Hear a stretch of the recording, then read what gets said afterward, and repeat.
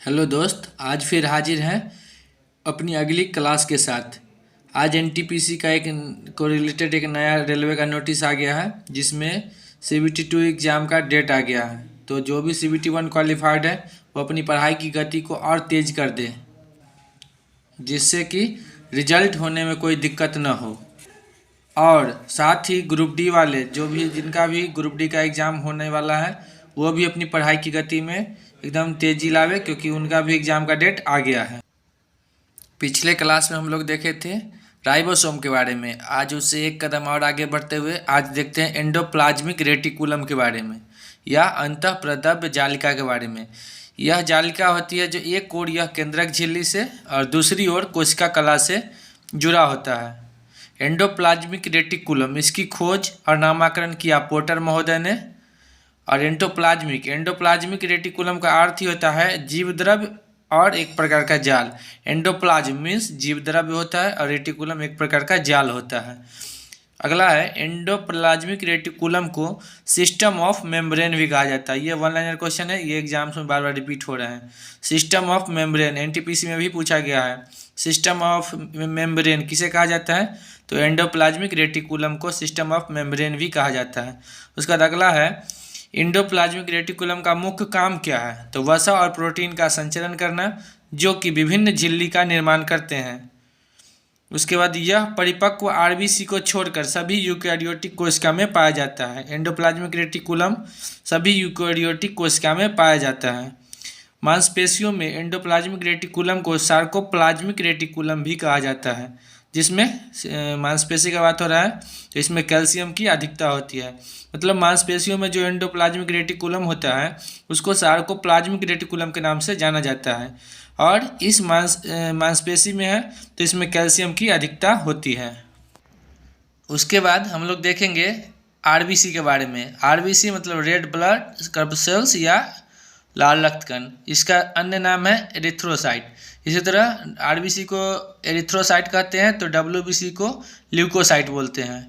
रक्त की सबसे प्रमुख कोशिका है आरबीसी। यह पूरे ब्लड का, शरीर में जितना ब्लड होता है उसका 40% भाग आरबीसी होता है। इसमें केंद्रक नहीं होता है, सबसे इम्पोर्टेंट, इसमें केंद्रक नहीं होता है। इसके कुछ अपवाद भी है, वो आगे देखेंगे। इसका औसत आयु 20 से 120 दिन होता है। मानव शरीर की सबसे छोटी कोशिका आरबीसी होती है। और आरबीसी की खोज किस वैज्ञानिक ने की थी? तो रेड ब्लड सेल्स की खोज ल्यूवेनहॉक ने की थी, जिन्होंने जीवित कोशिका की खोज की थी। आरबीसी की भी खोज ल्यूवेनहॉक ने की थी। इसमें हीमोग्लोबिन होता है, और यह प्रोटीन होता है। ग्लोबिन जो है यह प्रोटीन होता है। लाल रक्तकण का निर्माण आरबीसी का निर्माण वयस्क में अस्थिमज्जा में होता है और भ्रूण अवस्था में प्लीहा या यकृत में होता है। आरबीसी में केंद्रक नहीं पाया जाता है। अभी ऊपर में देखिए है जो आरबीसी में देखिए इसमें केंद्रक नहीं पाया जाता है, तो वही चीज़ है, आरबीसी में केंद्रक नहीं पाया जाता है, परंतु इसके कुछ अपवाद भी है। ऊंट, जिराफ, लामा के आरबीसी में केंद्रक पाया जाता है। उसके बाद सबसे बड़ी आरबीसी किसकी होती है? तो हाथी की सबसे बड़ी आरबीसी हाथी में पाई जाती है। और सबसे छोटी आरबीसी कस्तूरी हिरण, जिसको मृग बोलते हैं, तो सबसे बड़ी आरबीसी हाथी में और सबसे छोटी आरबीसी कस्तूरी हिरण में पाई जाती है। उसके बाद अगला है आरबीसी का कब्रिस्तान या कब्रगाह किसे कहा जाता है? तो आरबीसी का कब्रिस्तान या कब्रगाह कहा जाता है प्लीहा को। उसके बाद अगला आरबीसी यकृत और प्लीहा में नष्ट होता है। आरबीसी में केंद्रक नहीं पाया जाता है। इसके कुछ अपवाद है क्या? ऊंट, जिराफ और लामा, इसके अपवाद है जिसके आरबीसी में केंद्रक पाया जाता है। आरबीसी यकृत और प्लीहा में नष्ट होता है। आरबीसी में केंद्रक अनुपस्थित होता है, केंद्रक नहीं होता है, क्योंकि केंद्रक के स्थान पर क्या होता है? तो हीमोग्लोबिन पाया जाता है। हीमोग्लोबिन में ग्लोबिन जो है यह प्रोटीन होता है। आरबीसी की संख्या हीमोसाइटोमीटर से मापते हैं। उसके बाद अगला है आरबीसी उभयावतल होता है। आरबीसी को श्वेत रक्तकण, जिसको डब्ल्यूबीसी बोलते हैं, उसको ल्यूकोसाइट बोलते हैं, और आरबीसी को इरिथ्रोसाइट कहते हैं। बस इसको लाइन बाय लाइन देखते चलना है। आरबीसी उभयावतल होता है, आरबीसी को इरिथ्रोसाइट कहते हैं, यहीं पर डब्ल्यूबीसी रहता है तो उसको ल्यूकोसाइट बोलते हैं। आरबीसी का मुख्य काम क्या है? शरीर की प्रत्येक कोशिका से ऑक्सीजन पहुंचाना और कार्बन डाइऑक्साइड को बाहर निकालना, प्रत्येक कोशिका में ऑक्सीजन पहुंचाना और CO2 जो रहता है शरीर में उसको बाहर निकालना। उसके बाद अगला है खून में हीमोग्लोबिन की मात्रा कम हो जाने पर एनीमिया होता है। खून में हीमोग्लोबिन की मात्रा कम होने पर एनीमिया और अधिक हो जाने पर लौहमता नामक बीमारी होती है। खून में पाया जाने वाला लौह यौगिक हीमेटिन होता है। उसके बाद अगला सोते वक्त RBC 5% कम हो जाता है। RBC क्या कम हो जाता है? तो RBC की संख्या कम हो जाती है। लाल रक्तकण का निर्माण कहाँ होता है? अस्थि मज्जा में होता है। प्रोटीन, आयरन, विटामिन 12 और फॉलिक एसिड RBC के निर्माण में सहायक होते हैं। प्रोटीन, आयरन, विटामिन B12 और फॉलिक एसिड ही RBC के निर्माण में सहायक होते हैं। उसके बाद नेक्स्ट है रक्त का थक्का बनाने के लिए उत्तरदायी प्रोटीन क्या है? तब फाइब्रिनोजेन। रक्त का थक्का बनाने में मदद करता है फाइब्रिनोजेन और यह एक प्रोटीन है। और रक्त के थक्का बनाने से रोकने वाला प्रोटीन है हिपैरिन। उसके बाद कुछ देखते हैं विज्ञान की प्रमुख शाखाएं। पहला है मानव, इससे संबंधित क्लास पीछे की क्लास में भी इसके बारे में कुछ के बारे में जानकारी हो गई थी, जो बचा है वो आगे भी कंटिन्यू किया जाएगा। जैसे पहला है मानव जाति का अध्ययन क्या कहलाता है? तो इसको एथनोग्राफी बोलते हैं। उसके बाद अगला है चंद्रमा का अध्ययन क्या कहलाता है? सेलिनोलॉजी कहलाता है। इसी तरह सूर्य का अध्ययन हेलियोथेरेपी कहलाता है। हिल के सूर्य का अध्ययन किया जाता है हेलियोथेरेपी। उसके बाद शब्दकोश संकलन तथा लिखने की कला, इसको लेक्सिकोग्राफी बोलते हैं। मानसिक संक्रमण की प्रक्रिया टेलीपैथी कहलाती है। सौंदर्य शास्त्र ललित कला का अध्ययन एस्थेटिक्स कहलाता है। एस्थेटिक्स थोड़ा मतलब कन्फ्यूजन है लेकिन देख लीजिएगा, एस्थेटिक्स कहलाती है। कीट पतंगों का अध्ययन एंटोमोलॉजी कहलाती है। भूगणित ज्ञान का अध्ययन जियोडेसी कहलाती है। पुरातत्व संबंधी अध्ययन आर्कियोलॉजी कहलाती है।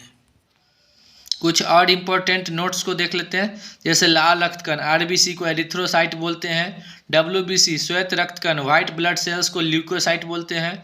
रक्त बिंबाणु प्लेटलेट्स को थ्रोम्बोसाइट बोलते हैं। ये आज ही एक ऑब्जेक्टिव क्वेश्चन में देखे हैं NTPC के सेट में। रक्त बिंबाणु प्लेटलेट्स को क्या कहा जाता है? तो थ्रोम्बोसाइट कहा जाता है। मानव शरीर रक्त में कोलेस्ट्रॉल कितना होता है? सामान्य स्तर कोलेस्ट्रॉल का होता है 180 से 200 mg। मानव शरीर में कोलेस्ट्रॉल का सामान्य स्तर होता है 180 से 200 mg। वयस्क मनुष्य या पुरुषों में लाल रक्तकण की सामान्य संख्या 5 मिलियन होती है। ये सब आपको जनरल बुक इस समय नहीं मिलता है।